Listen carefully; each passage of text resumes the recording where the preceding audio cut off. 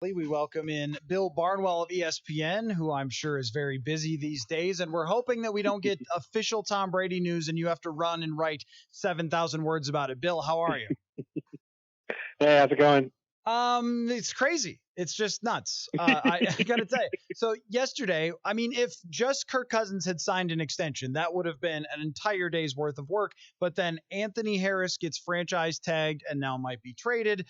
They re-signed a fullback, a punter, and then Stefon Diggs gets traded just as I'm about to watch Better Call Saul. So it was a really wild day. I want to start with you with the Stefon Diggs trade to Buffalo. Bill, I think in a bubble, it's a good return, but anytime you are pretty much forced to trade a really, really excellent football player, that's not great for your team. So, what was your reaction?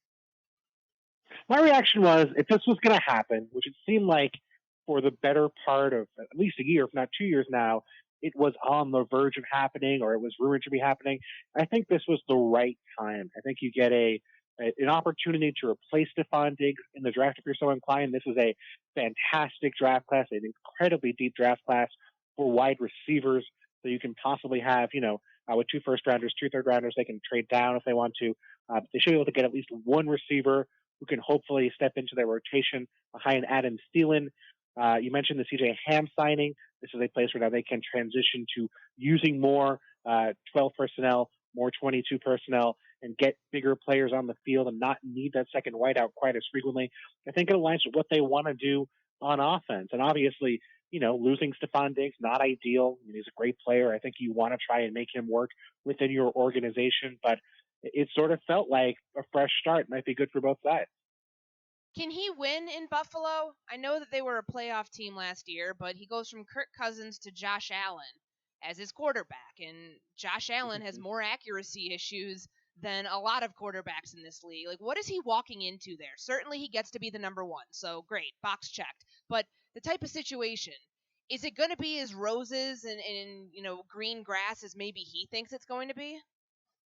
I think at first, but I think there's going to be a honeymoon period, and then there's going to be, that game where he doesn't get the ball as much as he wants, or the passes he gets are not especially accurate, and how he handles that situation is going to be a real test for Stefon Diggs and for the Buffalo Bills. And hey, remember, everyone has lauded the Bills for building a great culture in Buffalo, and they have 2 playoff runs in 3 years for a Bills team that was going nowhere before Sean McDermott and Brandon Beane got there. And pretty much every move they've made has gone well. The one exception was they almost traded for Antonio Brown last offseason.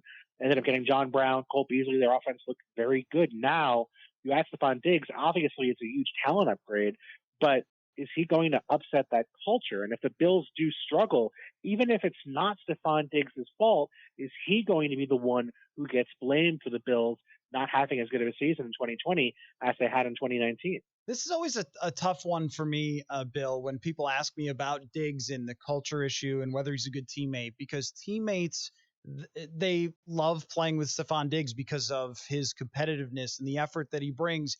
And in some ways, I look at it, I don't know how much of a basketball guy you are, but like Jimmy Butler here, where it's like Stefon was right, though. Like, so, I mean, I know he was upset, and I know some things that he did I would not co sign to, but he was also right. Like, if you're building around a running back, that's not really the way to do it, especially when your quarterback is really expensive. And if your quarterback is afraid to throw the ball up for you and instead wants to check down to the fullback in key situations, you're right to be pretty upset there. So when he goes to Buffalo, yeah, it might not work out with Josh Allen, but I also think that Buffalo team, now if Tom Brady is out of the division, has a pretty darn good chance to win the division next year.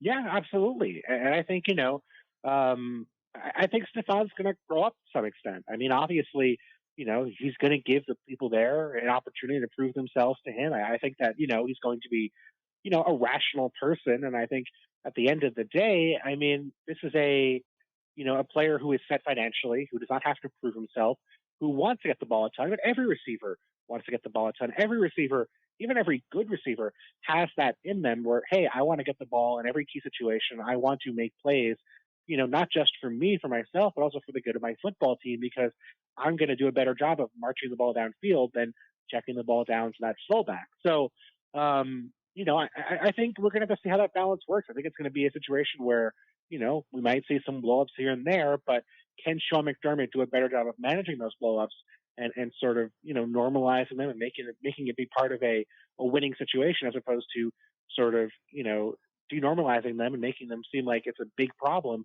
the way that Mike Zimmer did at times. I think that it's, different coaches handle those situations differently. Bill, where do you see the Vikings right now? I know that there are a lot of people panic that, oh man, they're headed towards a rebuild and they just paid Kirk Cousins all this money. Well, 3 more years of this, blah, blah, blah. But also in that same vein, you just paid Kirk Cousins all that money. How can you not believe that this team thinks it's in win now mode and can still maintain win now mode despite shipping off one of its star players for a haul of picks? I think they're in great shape. I think this is a very talented football team.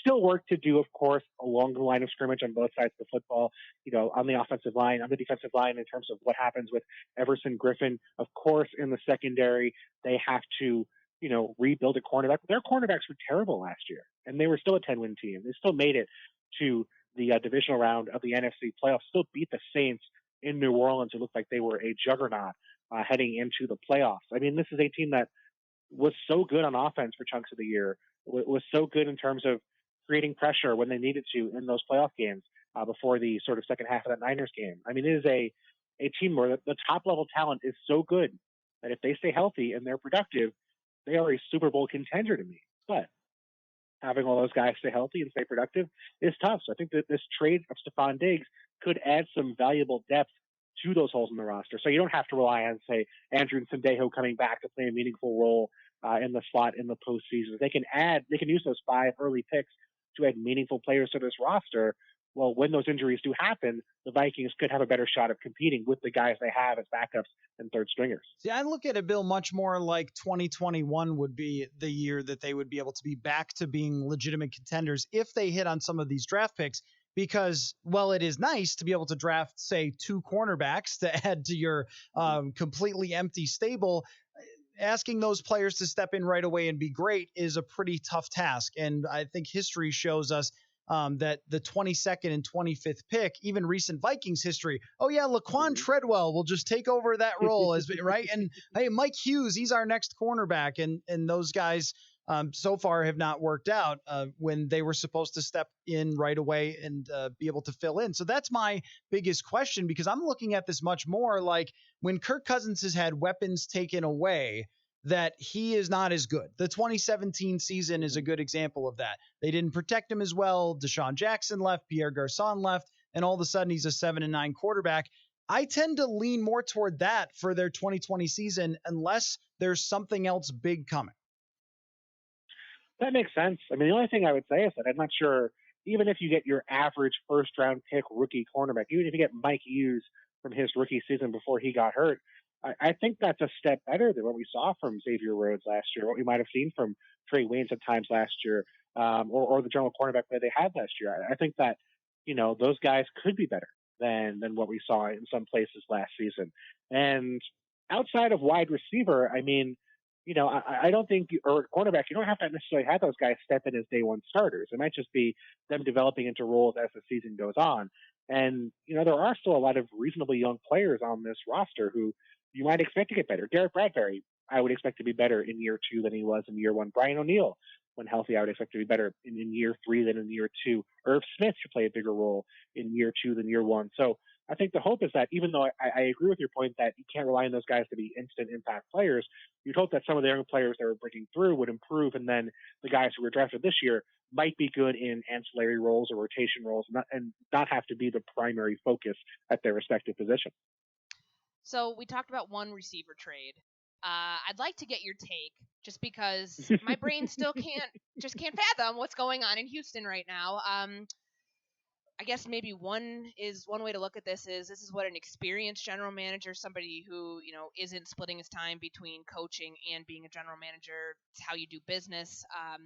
And then the way that the situation unfolded with DeAndre Hopkins going to Arizona for David Johnson's $10.2 million guaranteed salary and a second and fourth round pick.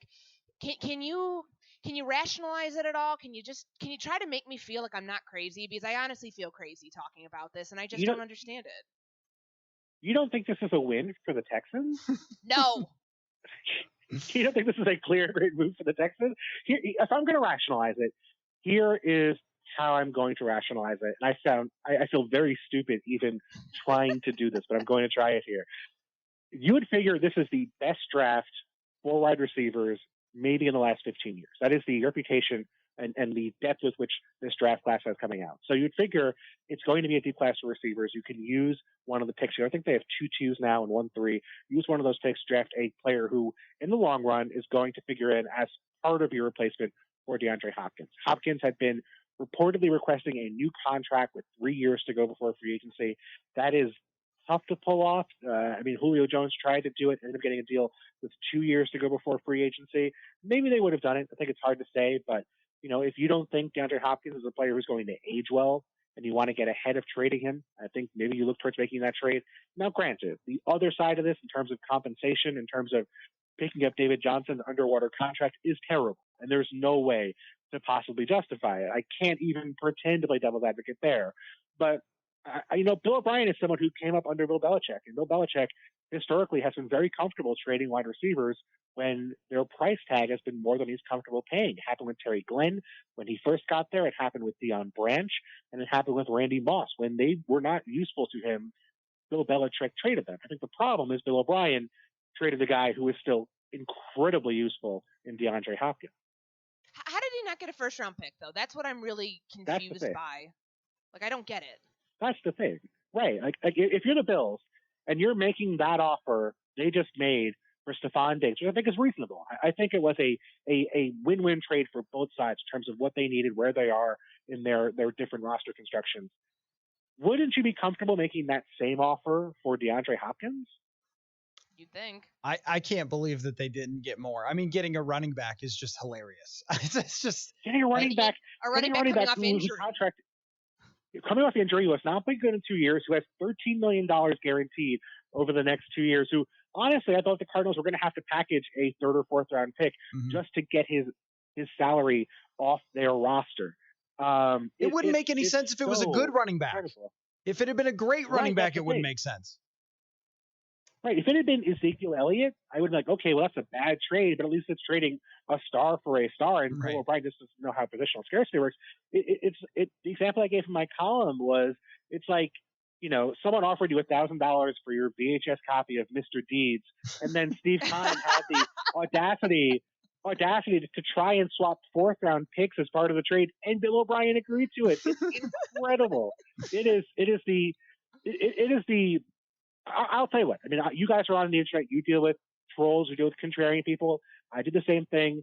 I have not seen a single person, even ironically, suggesting this is a good trade for the Houston Texans. The most dyed-in-the-wool, hardcore Texans fans have not been like, oh, this is a good trade. That's how bad it is. Even the internet agrees it's a bad trade.